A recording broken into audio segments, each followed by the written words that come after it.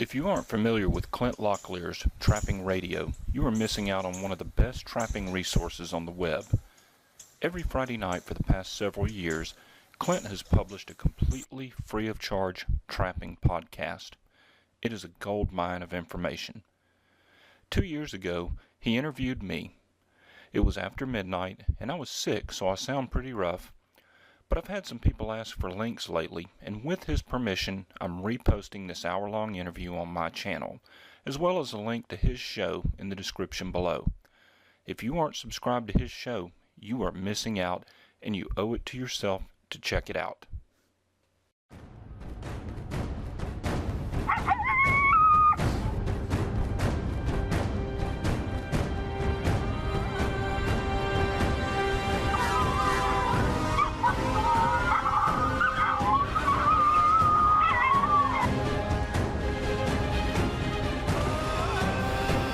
Welcome to Trapping Across America, where fur brothers meet every week. But we're still out to be men, and we're proud to be from the land of the fur and the home of the brave.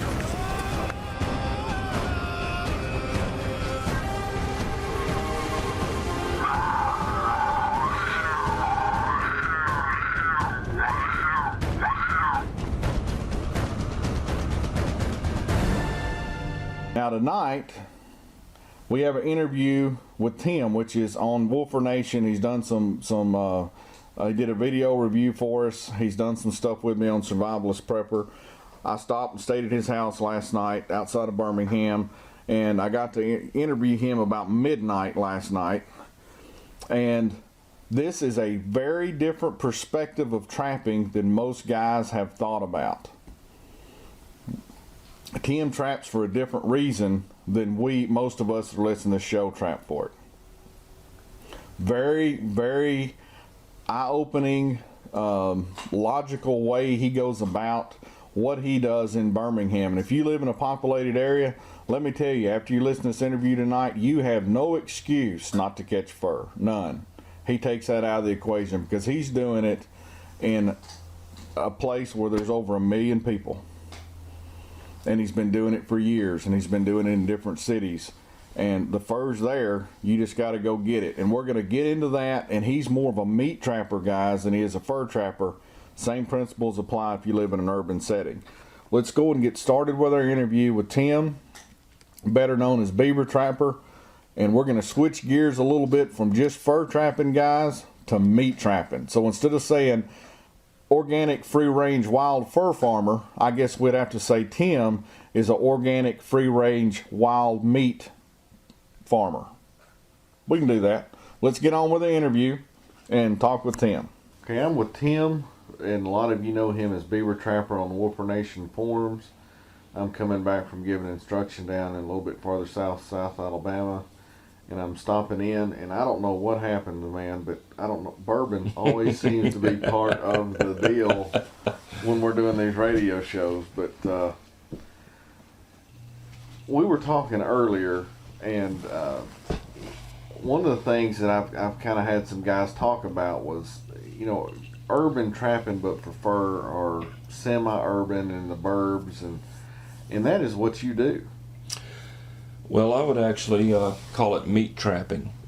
I got into trapping not because of fur trapping, but rather as a prepper, or what you might call a survivalist, or what have you. And early on, I realized that I could store wheat, and I could store grain, or rice, or what have you. But one thing that I couldn't store was meat. And so I started looking for alternative sources of meat, and it became obvious that hunting wasn't going to be a viable solution, and so I started educating myself on trapping. And so I got into trapping sort of from the back door. Rather than trapping for fur, I was trapping for meat, and so that's how I got started. So when you're going to trap beaver, I mean, you're kind of known as Beaver Trapper or Bama Trapper on different forms. You're looking at it not from the fur trapping side, even though you learn a lot from that side. You're looking at it from purely a meat point of view. Yeah, primarily a meat point of view, because when I got started in trapping, I missed the fur boom. There was no huge prices for any of the fur, especially for southern fur. You know, being here in Alabama, it wasn't worth what northern fur is worth.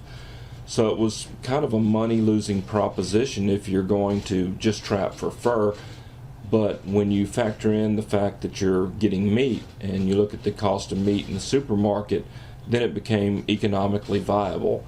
And so my primary interest was trapping for meat, and if I could make any money by selling the fur, or if I could make any money by doing damage control work, by charging to remove the beaver, that was even a better deal. But primarily, yeah, if you look, I trap things that I can eat rather than trap things that I can't eat. Now you mind if I say where you're at? What city? No, go ahead. Okay, so you're in Birmingham, which is 1 million people. Yeah, the metropolitan area, Birmingham and surrounding areas, is about 1 million people. So you were telling me, and I came in from the instruction, and you gave me directions on how to get here, and I've seen more cars this afternoon trying to get in Birmingham than I'll see in Dunlap in like 3 years. So it was bumper to bumper traffic. Yep. Strip malls, grocery stores, quick shops, houses, suburbs. I mean, big city. Yep. I mean, Concrete and asphalt. And you trap right around here, like in just a few, 10 miles, 5 miles. Yeah, I won't drive more than 15 miles on average to trap, and I can put enough meat in my freezer to feed my family for an entire year. As a matter of fact, I still have beaver meat in my freezer left over from prior season, and I'm already catching them this year. One of the things that I'll do is down here in the south, we're blessed with a great beaver population. So basically every ditch and every creek that you go by, there's a good chance there's going to be beaver in it. And so I can simply pull up into a parking lot of a strip mall or a parking lot of a gas station and get out, walk over to the edge of the grass, slip down into the ditch and put a beaver trap in and be catching critters right there on the side of the road. And no one's stopping you asking what you're doing. No, not at all. That's one of the factors that I use is I don't wear camouflage clothing. I don't look like a trapper. I drive a white pickup truck. It's fairly neat and clean, and so when I get out and I'm carrying say 330 conibears, nobody's going to pay the slightest bit of attention to me. Another thing that I do is I pay attention to the timing of when I set my traps and when I check my traps. For instance, I may set traps on a Friday afternoon. Anybody who lives in a major metropolitan area knows that on Friday afternoon, everybody and their brother is concentrated on getting home from work. They really could care less what you're doing. And so it's very easy for me to simply pull up along the side of the road and get out, set a couple of traps, and get back in the truck and leave. And then I'll come back at first light on Saturday morning before most of the businesses are open in these strip malls or other areas, and slip down in the ditch, check my traps, retrieve my catch, throw it in the back of the truck, and I'm gone in 3 or 4 minutes. So you don't have people coming up and just curious of what you're doing?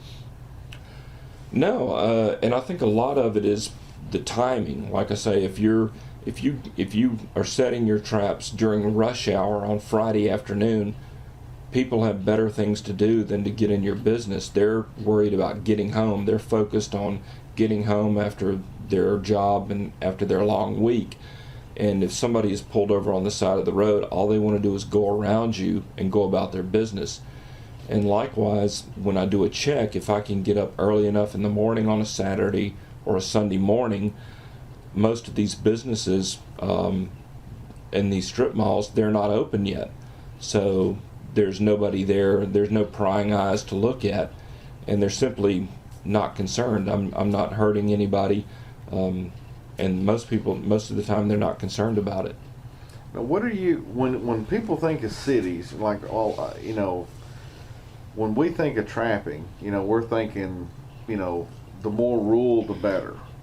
But you're telling me inside of Birmingham, you've got beaver, you've got otter, you've got coyotes coming in your backyard, raccoons, probably gray fox, probably some red fox, probably some mink, everything that we think of country. Yeah.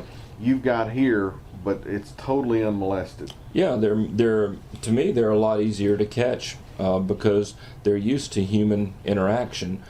For instance, if I go to my hunting club property out in a rural area, I can hunt all weekend and not see a single deer.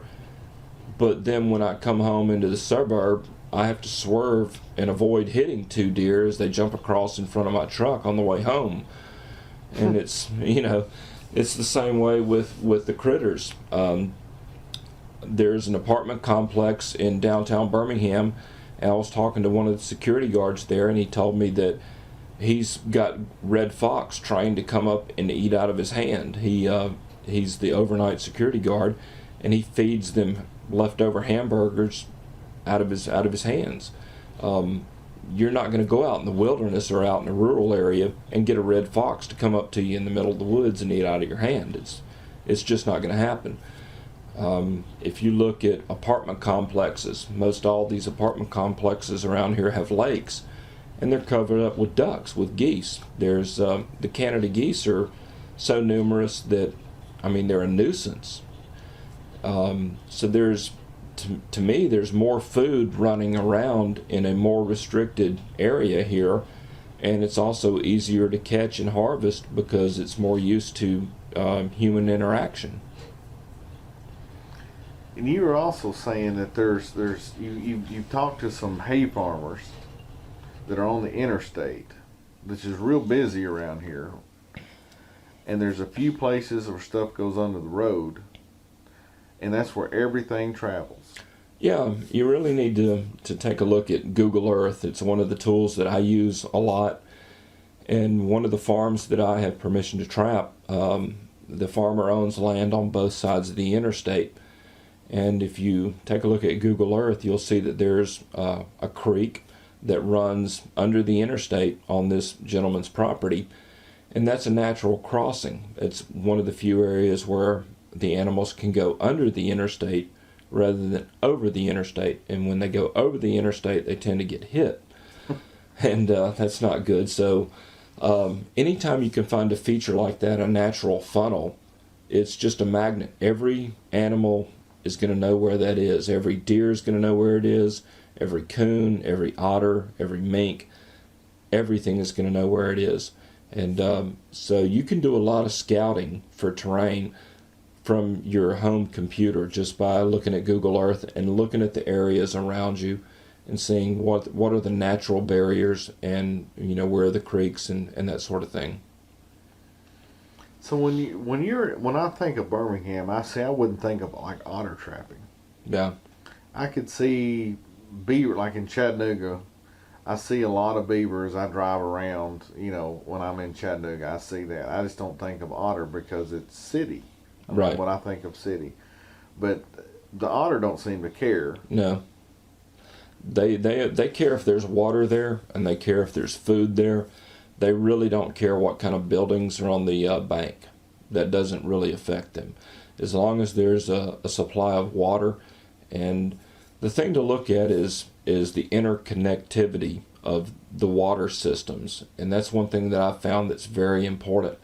In other words, I'm not looking for a pond out in the middle of nowhere. What I'm looking for is a creek that is fed off of a river, because I know there's going to be year after year a continuous flow of animals into that creek off the river. And so when I can identify those areas, I know that I can harvest animals year after year after year and not have any detrimental impact on the population. When you're talking about meat trapping, where we were talking earlier, and you're saying you're very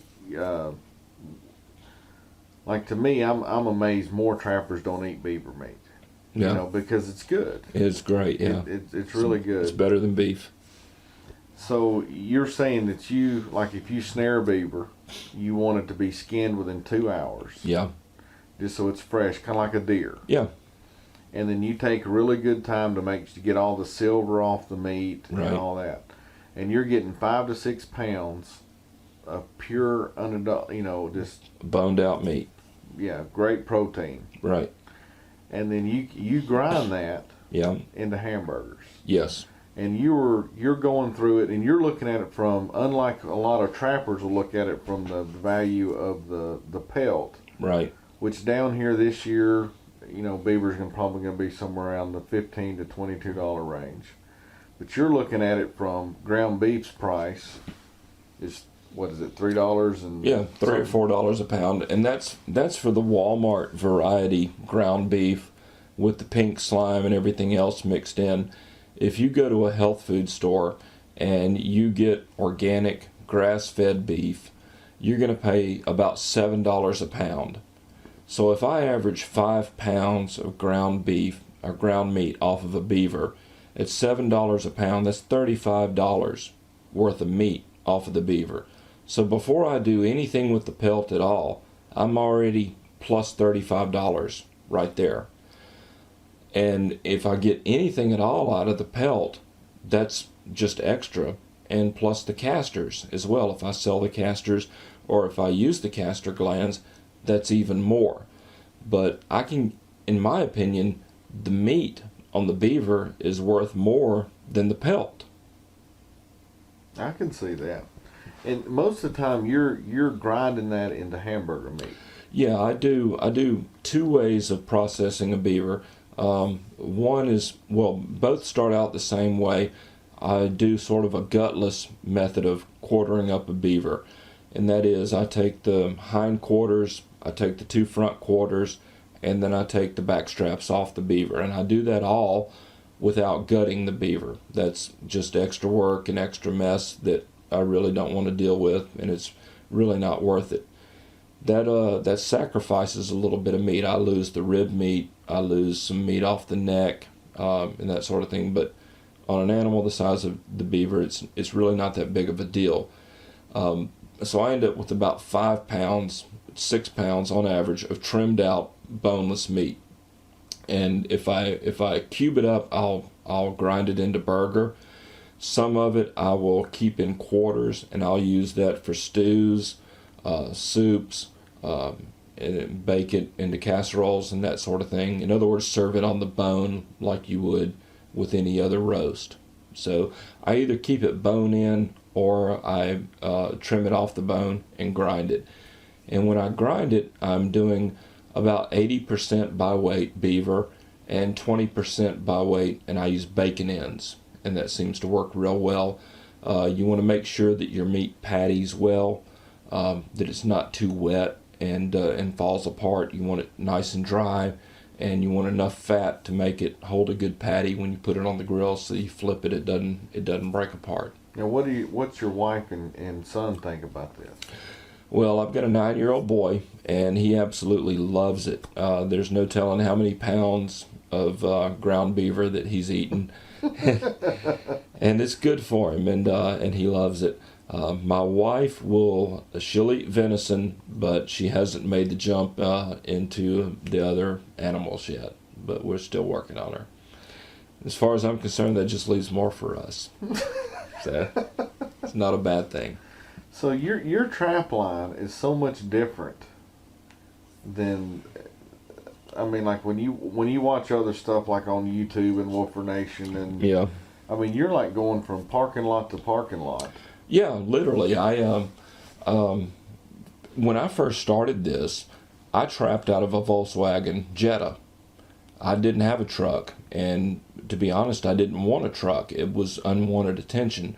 I drove a Volkswagen Jetta, and you can put a lot of snares in a 5-gallon bucket.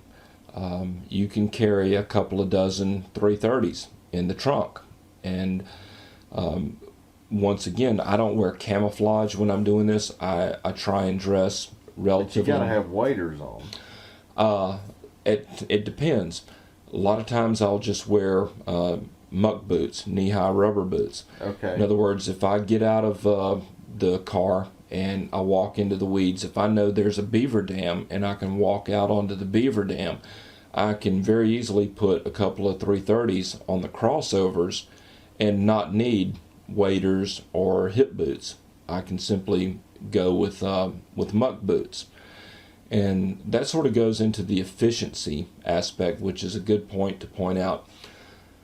When you're trapping a swamp or a beaver swamp, you have to make some decisions about how far you're going to go.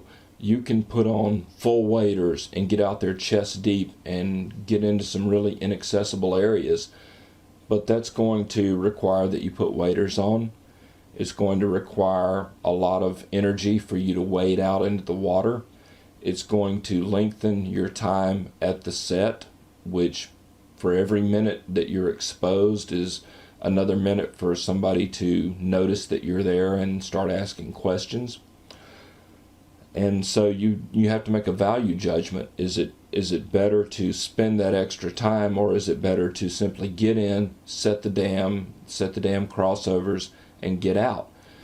And in a highly urban or suburban area, I want to get in and get out as quickly as possible. I want to arouse as little suspicion as possible. So I would drive up in a Volkswagen Jetta. I would be wearing blue jeans with some rubber boots and a flannel shirt. I'd be carrying 2 330s. And no one knows what that is. They don't even know what it is.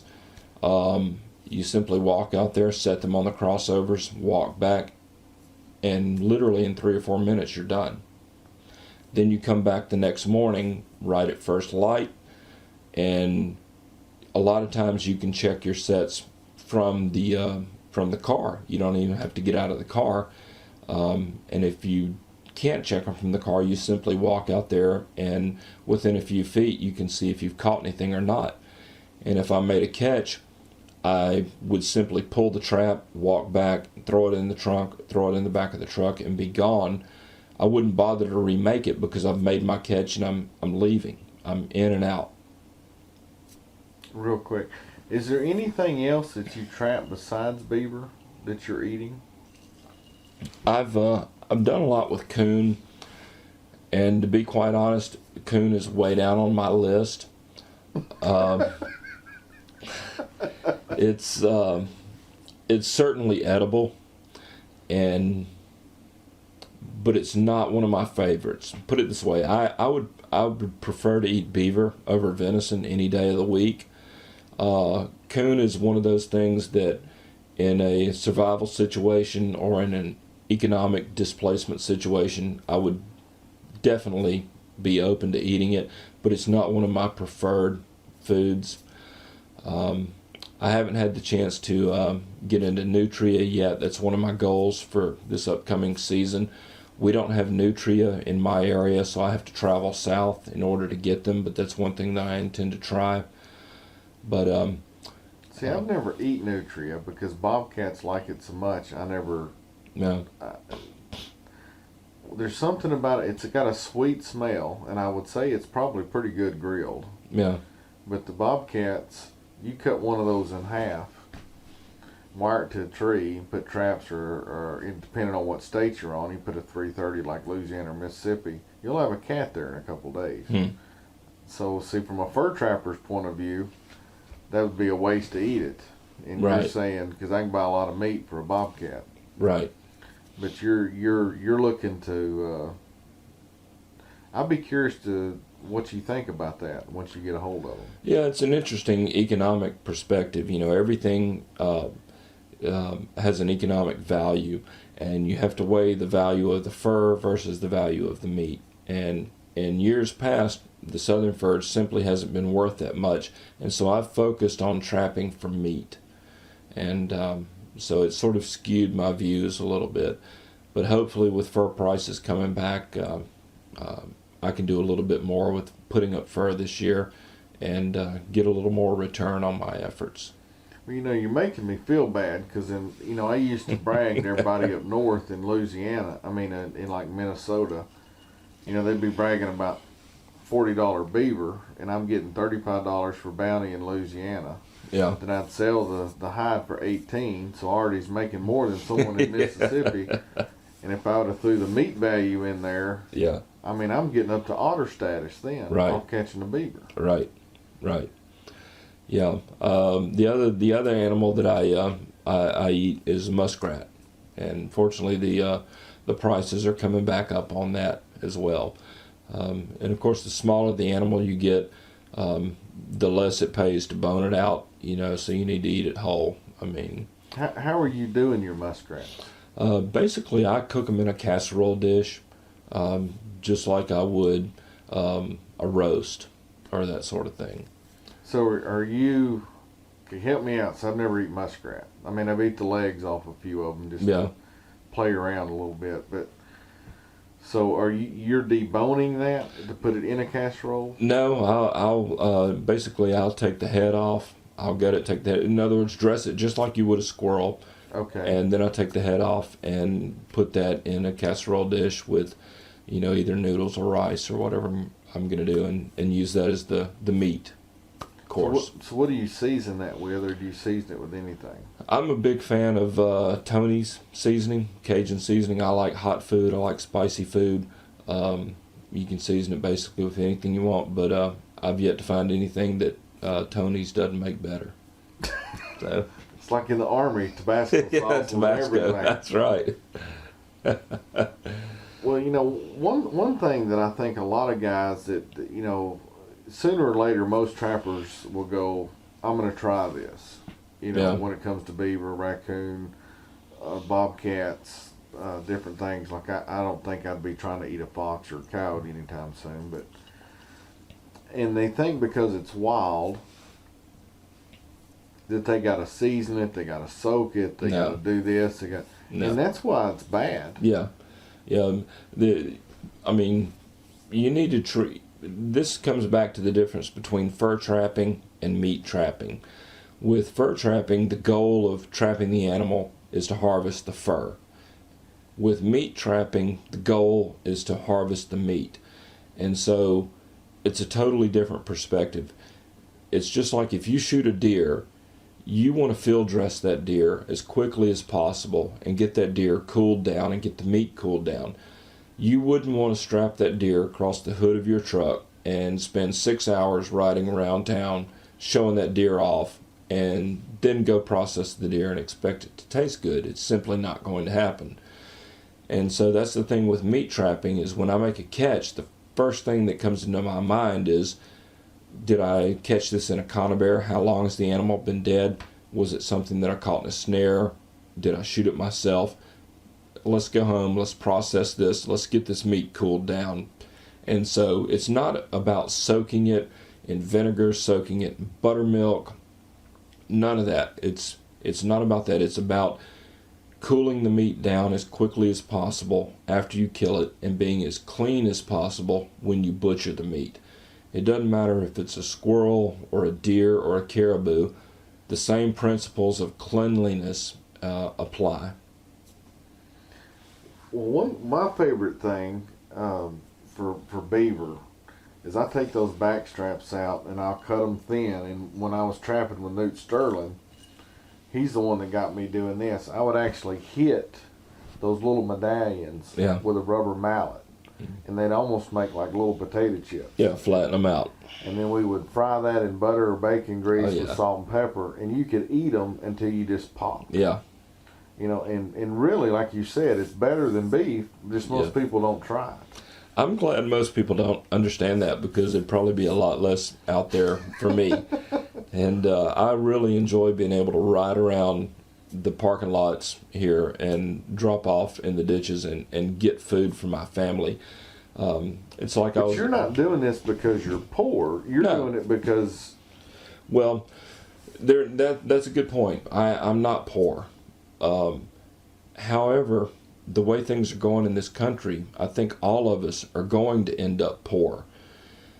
And it's the responsibility of every man to know how to feed himself and to provide for himself and his family, and not to depend upon others.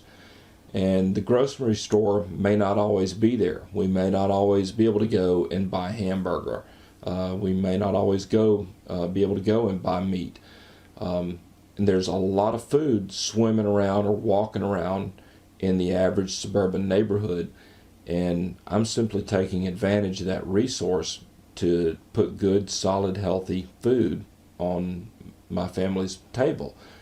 And there's nothing wrong with that. You don't have to be poor to provide for yourself. And I think that's one of the problems with our society is we look down on people that do things for themselves, and I think we should look up to people that do things for themselves. Mm-hmm. Well, you know, we're this is for trapping radio, but the thing that fascinates me, and I'm sure a lot of people understand what I'm saying here, because of what's going on politically and with the Federal Reserve and the devaluation of dollars, and because of the debt and different things, there seems to be a swing that a lot of people are having trouble with. Like houses that used to be worth $300,000 are worth $200,000. Yeah. But a hamburger that you used to get at McDonald's you could get for $1 is now $2.50. Yeah. You know, and it's swinging the value of things in different directions. Like a hamburger to me is amazing that it only costs $2.50 because you had a live animal that a farmer had to buy property. Yep. He had to feed that animal. Then he took it somewhere to have it slaughtered. Yep. And then it went somewhere that it was processed, and then it went somewhere that made patties that shipped it across the country for a store to make a hamburger that you get for $2. How is that $2.50? It doesn't make any sense. Yeah. You know, but with a beaver or a bobcat or a muskrat or a raccoon or whatever, the value of that, if we kind of change our mindset, you know, as trappers, where it's not purely a dollar value because of the fur, they're worth a lot more than we give them credit for. Yes, yeah, that's exactly right. Because you're avoiding the cost of all those inputs. If I had to raise a cow, I mean, there's no telling how much I would have in that cow by the time I slaughtered it. But by letting the beaver raise itself out in the wild, I avoid all of the input costs, and I simply harvest the results after the fact. So my investment is fuel and the trap itself. And when you look at the lifetime of a trap, I mean, I can catch hundreds and hundreds and hundreds of animals with a single trap. It'll work for years and years and years. So there's a huge return on investment as far as I'm concerned, and it can't be matched by any type of raising of livestock. So to me there's a huge profit potential in this that you simply don't get anywhere else. Where do you think the mindset of Americans, how did it get to the point where we think beef is good, pork is good, chicken's good, and anything else is bad? Where did that come from? Well, from the advertising industry. I think people's attitudes are shaped by advertising campaigns, and those advertising campaigns are funded by business interests. It's in the interest of big business, of agribusiness, to make sure that the average housewife will only trust something that's wrapped in cellophane. If it's not wrapped in cellophane, it's icky. When the exact opposite is the truth. If you went into a slaughterhouse, you would probably think the slaughterhouse is pretty icky compared to butchering your own meals, your own animals yourself. So I think there's a lot of social conditioning involved, and once you open your eyes to it, for instance, when I trap a beaver or a muskrat or a coon or what have you, when I butcher that animal, I'm in total control of what I eat and what I don't eat. If I see something that I don't think is good, I can discard it. I don't get that choice when I go to the grocery store. Somebody else made that choice for me. And that's somebody else that I don't know, I'm never going to meet, and they're never going to suffer the consequences of their decision. I am. If they make a bad decision, I suffer the consequences. They don't. And so by butchering my food myself, I'm in control of that. And I get the final say of what goes in the garbage and what goes in my mouth. You don't get that at the store. Well, it's kind of like, I'm not going to mention any names here because of legal reasons, but there's a lot of fast food restaurants that are pretty well known for buying the sickest, oldest, decrepit, something you would never eat on purpose. The downer cows. That barely alive to be able to get through the sale. That you as a trapper as a meat trapper, I would throw away. You would throw away because it wouldn't be good. Yeah, sure. I'd throw it away. I mean, if I cut an animal open, one of the first things I do is look at the liver. I'm going to look at everything about that animal. If there's any parasites, if there's any abnormal growths, if there's anything at all that I don't like, I throw it away. If that same animal goes through a slaughterhouse, I have no idea what decisions they made and why they made it and what meat I'm putting in my mouth. So, it comes down to being in control of yourself and being in control of your own destiny and what you put into your body.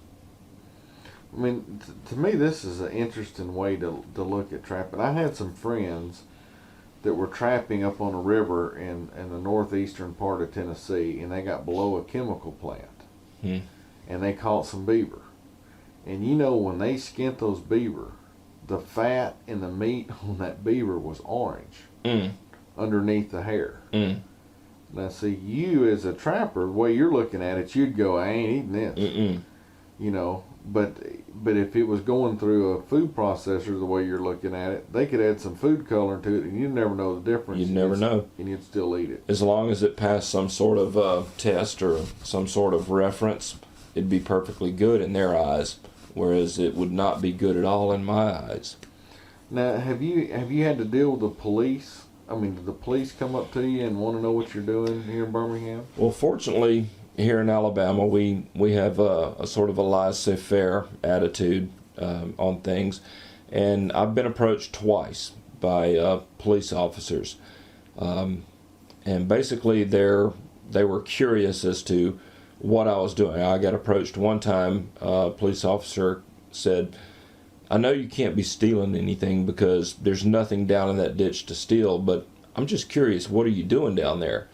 And so I explained to him, who I was, and I was a licensed trapper, and that I was catching beavers. And the natural question, the follow-on question was, okay, what are you catching beavers for? What do you do? And so I explained to him that I sell the pelt, and I sell the castor glands, and oh, by the way, I eat the meat. And that was sort of one of those deer in the headlight. Yeah, deer in the headlight moments. And fortunately, I had caught a beaver that morning, and I was able to pull it up out of the ditch. And the officer was really flabbergasted. He was like, "I've never seen anything this big. I can't believe you caught that thing out of this little ditch." And I'm like, "Yeah, they're all over the place." And on another occasion, I had a police officer pull up and ask that if I was broken down on the side of the road. I explained to him, no, I was trapping the beavers. And he actually took my number down in case he ran across anybody else that was having beaver problems. Now, you probably won't get that reaction in a lot of other places, but down south here, it's a common reaction. So, the police have enough problems to deal with without worrying about a man trying to feed his family by catching animals out of a ditch on the side of the road. When they look at it from that point of view, when you present it in that perspective, it really puts it in perspective for them. And when you think about all the people they come in contact with that are out stealing and committing crimes, and you've got a guy who's out at 6 a.m. in the water feeding his family, you're not going to have any problems with them, at least not down here. Well, from a fur trapper's point of view, from all the ditches you go in, could you run a productive fur line in a city like this? Is there enough fur there? I don't know because I've never tried it. I honestly don't know. I mean, when I look at longliners or professional trappers on the internet, and I look at the numbers that they produce, it's so totally outside of my ballpark. For instance, just to give you some reference numbers, if I had a dozen traps out on a weekend, that's more than enough to provide meat for my family. But your average professional trapper or longliner, a dozen traps is nothing. So there's a big disconnect there. There's a big difference in the numbers and the goals. I'm not trying to turn a profit off the pelts. I'm simply trying to put enough meat in the freezer to provide meals for my family for the next 5 days, 7 days. The other aspect is being in the South, you know, your pelts don't bring as much. You're not going to get as much for the fur. So in return, I think you'd have to run a lot more traps down here than you would in other places to make the same amount of money. And I just don't know if the animals exist. But when you're out looking, I mean, you make it sound like almost every ditch has beaver. In certain areas here, that's true. You see a lot of coon tracks? You see coon tracks everywhere. Anywhere there's a beaver dam here, you're going to see coon tracks. Now, what about mink? I mean, this is not a big mink area, no, I'm sure, but I've caught several incidental minks over years, and but I don't set for mink. I don't run 110s. I don't run colony traps or anything like that. So I'm not actively setting for mink because it's not an animal that I'm going to eat. That's true. Now, how do you target your muskrats? What I'm looking for with muskrats is two things. Number one, incidental muskrat catches that I catch in beaver runs and on dam crossovers with 330s and 280s. And then if I can find active runs in the banks, then I'll set those with 220s, which is sort of a fallback trap for me. Mm-hmm. So I view muskrats as incidentals, not as a target. See, I personally think 220 is a better muskrat trap than a 110, just because you don't have to be as precise with it. Yeah. Yeah. You can be a little quicker. But you were saying that, I mean, you have coyotes coming in your backyard here. Yeah. And we're in the suburbs. A nice neighborhood that you wouldn't think about coyotes. Yeah, in broad daylight. In broad daylight. I also have deer in my backyard and deer running along the side of my lot basically every night. Now, do you ever see gray fox or red fox? I have not. But you hadn't really set traps. I haven't. No, I haven't. Do you think there's a liability issue for setting footholds in suburbs like this? Yeah, definitely. That's one of the things that I really am interested in with the cage traps that you're developing, because when you're in a suburban situation like this, there are a lot of domestic animals out there running around in the same space that food is running around. And I make no bones about it. If there's food running around, I don't have a problem catching that food and eating it. But I also don't want to catch any domestic animals. And so there's the potential for conflict there. So any situation where you have an alternative like a cage trap, to me that's a great alternative. Because I'm wondering, I mean, of course, when I came in tonight, it was dark. But just being around parts of Birmingham, because you've got several places that look like they would hold a lot of gray fox. And there's probably more bobcats around here than people realize. And you've already got the coyotes, you got the beaver, you've got the otter, you got muskrats, you got coon everywhere. I mean, you don't have to go out and do what we do, where we're covering 200 miles to get to different groups of animals, because here they're in concentrated little bitty areas. Yeah. You know, like lots that people haven't developed yet. Right. You know, we've talked about junkyards earlier. I had Yep. a customer that's called me all fired up because he caught his first beaver in a junkyard in Philadelphia, of all places, and he's been hammering gray fox and red fox and Yep. raccoons in this junkyard, and that's just a total different concept of what Yep. trappers think about. And it's got me thinking, like in Chattanooga, one of their biggest things they're worried about is their raccoon population because of rabies. Yep. Yep. We got rivers running all through Chattanooga. You know, I could run boats up through Chattanooga. There's beaver in Chattanooga. I see them all the time when I'm driving around. I'm sure there's otter. I'm sure there's muskrats. I mean, there's so many animals where you don't, if you're living in somewhere like you're living, not like where I live out in the sticks kind of, you can still trap here just the same. Yeah. To me, water equals food. That's a big thing. If you take a look at a map of where I live, there's a lot of interconnected water all over the place here, and that's a lifeline. That's a breeding ground. Anywhere that you have water, you're going to have animals constantly feeding in off of that water, and that's huge. And as you say, undeveloped areas, you can have. If you look at Google Earth, if you looked at a map of my subdivision, there are places where the wooded areas literally are 20 yards wide, the corridors where they cross roads, and I mean highways.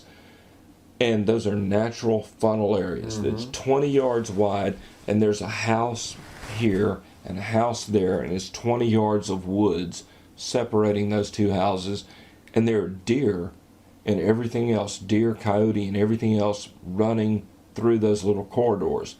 Another tip that I can pass on is simply every morning when you're out riding around, when you go to work, when you come home from work, when you're doing your daily business, notice any roadkill, whether you're on the interstate, whether you're on a road, a street in your subdivision, or what have you. What I've noticed is over time you're going to see animals hit in the same places over and over and over and over. And those are natural crossings. And when you see over the period of a year animals that get hit in the same place, that means they're crossing there. That's a natural crossing. And what you need to do is get on Google Earth, zoom out a little bit, look at the terrain, and see why are the animals crossing here even though they're getting run over like clockwork. And when you see that, then you'll be able to spot other crossing areas very easily, because it's amazing. Around here you'll see the animals. You'll see the possums and the coons dead on the side of the road. You'll see the deer dead on the side of the road, and they're always in the same place. Now, have you ever tried to eat possum? I have never done possum. It's one of my things to do, and I intend to do the singeing of the hair. And oh, you're going old school. I'm going old school. I'm going to singe the hair, cook them in the skin. I've done some research from the old timers, and basically they say to treat them like little pigs. Well, see, a possum does not smell good. To me. You know, that's there's an issue there with me. They just don't smell good. You know, I want to eat something that smells good. But getting back to what you were just saying, it is amazing to me. In Dunlap, where we live, it's rural, but there's a city there. Mm-hmm. It's a small city, but it's a city. And you've got the city proper, and then you've got a city park and some houses. And there's about, I don't know, it's probably 500 yards wide that used to be where they used to clean coal back in the early 1900s, and no one's ever bought it because EPA just keeps hammering people. Yeah. So it's grew up, and there's a few ponds. And then on the other side of that, there's a cornfield that's not very big, and then you have where I live, and some houses that go down for quite a ways. But in that little half-mile section, normally in a single year, right in between all those houses, I'll take 5 or 6 otter, Yeah. 5 or 6 bobcats, a dozen beaver. Some years there's a few muskrats, a dozen or two coon. Right. a coyote or two, all that in between those houses. Yep. And you can look, like you're saying, Google, we've got the Cumberland Plateau that comes off of a finger of that. It funnels down through there so they can get to the ridge that gets to Sequatchie Valley, and that's the funnel way of through all those people that all those animals Right. use. Yeah. And I was just in there the other day, and I had 2 otter caught, and there was coyote droppings, and then there was fresh bobcat droppings, and most people on both sides of that would go, Oblivious. there's no animals there. Yeah. You know, Yeah, there's totally houses oblivious. here. Yeah. Yeah. I like I say, I put up a game cam in my backyard here, and excuse me, I'm a little sick, feeling under the weather tonight. But I put up a game cam in my backyard, and I actually filmed a coyote in my backyard about 8 o'clock in the morning.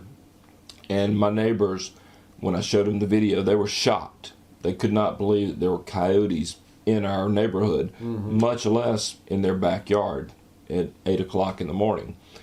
And you just have no idea. The animals, just because you build a subdivision, the animals aren't going to go away. They're going to adapt, and they're going to do the best they can to adapt, and they're masters at survival. They're a lot better at survival than we are. They're adaptable, and they're here. They're all around us.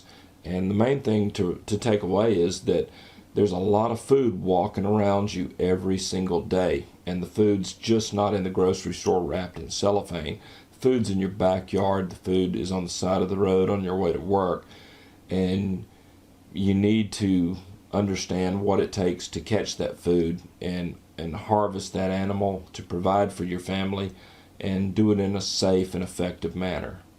That's important. So you're kind of like a displaced Cajun, even though you're not from Louisiana. Yeah, I grew up as a city boy. I was raised as a city boy, and so I didn't grow up on a farm. We never had a barn. I never had anybody to teach me any of this. It was just one of those things that for some reason I had a desire to learn, and I ended up, like everything else in life, I had to teach myself and educate myself. And it's one of those things that I take pride in as a man, is I can put food on the table through a variety of means. And I think as the situation in our country continues to deteriorate, and as the dollar continues to lose value, you're going to see people struggle more and more.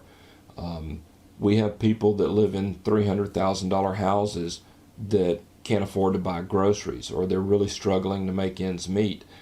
And I think as times get harder, people are going to have to resort to certain measures. And I think they're going to find out there's nothing wrong with that. There's nothing embarrassing about it. And it's actually better food. It's better for you. And if you look at it from a green perspective, it's easier on the environment. You're not fertilizing or anything like that. You're harvesting what nature provides, and I think that's a good thing. So you're not technically what I consider an organic free-range wild fur farmer. You're an organic free-range wild meat farmer. Correct. And the fur to me is icing on the cake. It's a benefit that will bring a little extra money for my extra effort, but it's not the primary reason that I'm out there. Well, it's interesting. From knowing you, you've spent time in South America. Yes. I've spent time over in Southeast Asia. And what people over there eat and what they get excited about would turn our stomach just thinking about. But if you break down and eat it, a lot of it's really good. Yeah. I think that's why I was so open-minded when I came home from South America to do this. I mean, there's a lot of people that would look at a beaver and they would never eat it. They would never give it the time of day. But in South America, there are a lot of people who live in urban ghettos who raise guinea pigs for meat. You can raise a guinea pig in your home, in your bedroom. And you can butcher that guinea pig and it can provide you with meat. And there are a lot of people in South America who are at that level. who are raising their own meat inside their own homes or inside their own courtyards. And when I would sit down to a plate of rice and guinea pig, at first it turned my stomach. I was a typical American, and I was like, this is incredibly disgusting. I cannot believe this. But I forced myself to eat it, and then I realized, well, this isn't so bad. And once you open your mind a little bit, then it's no big deal to eat a muskrat or a beaver or anything else, and you get over that psychological barrier, and you realize that good food is good food, and it doesn't have to be a cow or a chicken that lived its life in a cage. Mm-hmm. Well, I know when I was in Desert Storm, after about 6 months of MREs, I actually hooked up. I guess that was before my marten trapping in Alaska, because it was. But with night vision goggles on, I would take an MRE box, put the MRE cheese under there with a stick, just like you see on cartoons, and I would watch that with a string. And when the kangaroo rats would go under the box, I'd pull the stick out and I'd go stomp on the box. But I was so sick of MREs, and I would skin that kangaroo rat, which is about the size of a guinea pig if you've ever seen one. They're bigger than, they don't look like a rat like we have really. Yeah.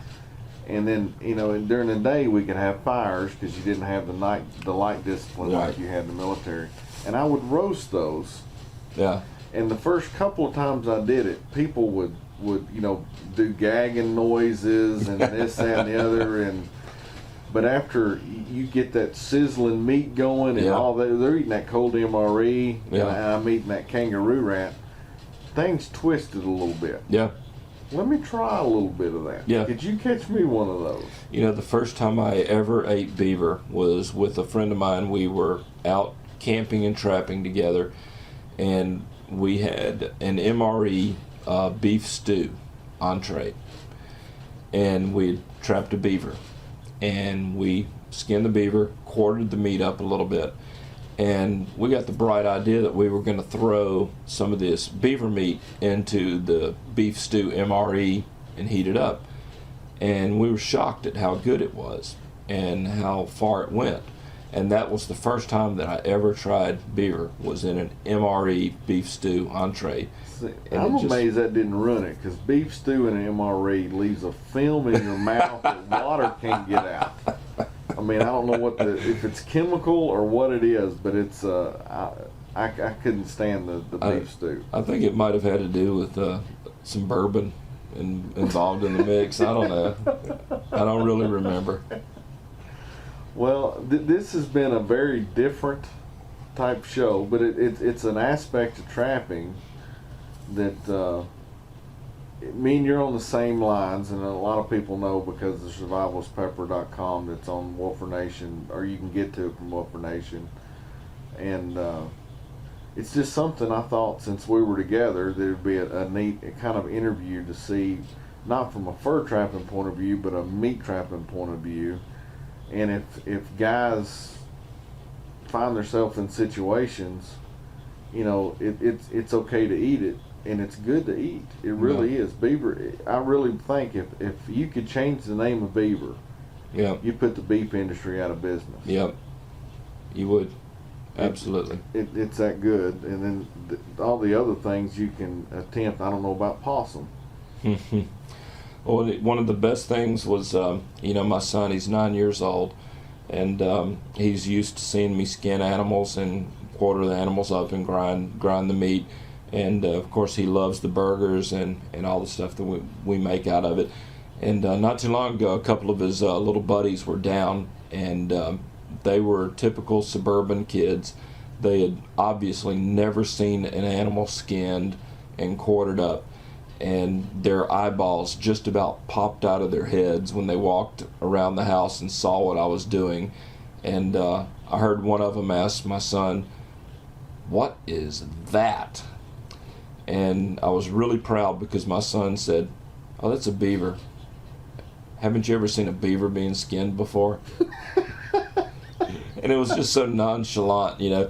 And the peer pressure kicked in. They're like, "Oh, okay, that's cool."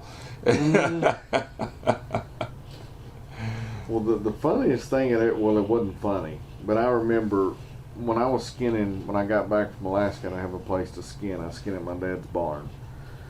And I'd be out there to all hours of the morning. Yeah. And I was there on a Saturday one day skinning, and a kid in a trailer from away saw me out there, and he came up just curious about what I was doing. Yeah.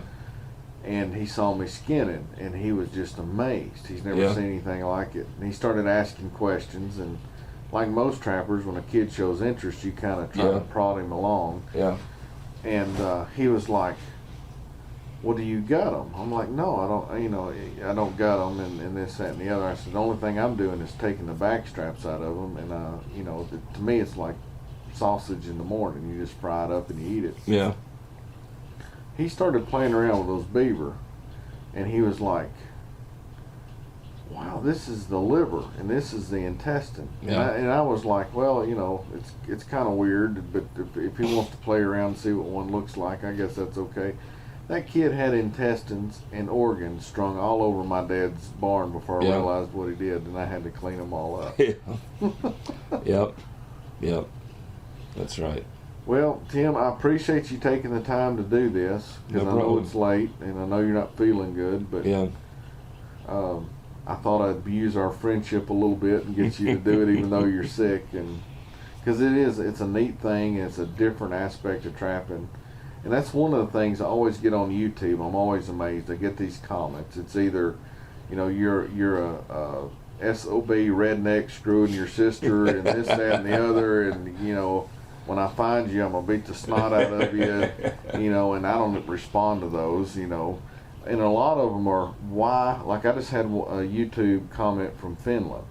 Mm. Why are you killing these bobcats? Yeah. Well, I explained that on the deer ranches, they're doing this, this, and this. We sell the fur. Yep. I use the glands for marketing, and I eat the meat. Yeah. And when he commented back, he was like, "You eat the meat, Yeah. and you sell the fur," and he was like, "Well, that sounds like a pretty sustainable thing you're doing, and I never would have thought that." Yeah. You know. That's right. You know. People have been conditioned. You know, they have no idea. They think a trap means a steel jaw trap with teeth that's going to break something's leg, and then an animal's going to chew its foot off to get away, and that you're going to come up and laugh, and you know, the reality is so far removed from the popular conception. It's not even funny. A lot of the books, I do a lot of reading, and that's always, in a lot of books they use that, you know, like an animal chewing his foot off in a steel trap. Yeah. I've actually quit reading authors that wrote that before. Yeah. Because it's just so bogus. They have no idea what the reality is. No. Not at all. Well, are we eating beaver for breakfast, or are we eating wheat pancakes? Maybe a little bit of both. A little bit of both. Depends on what you want. All right.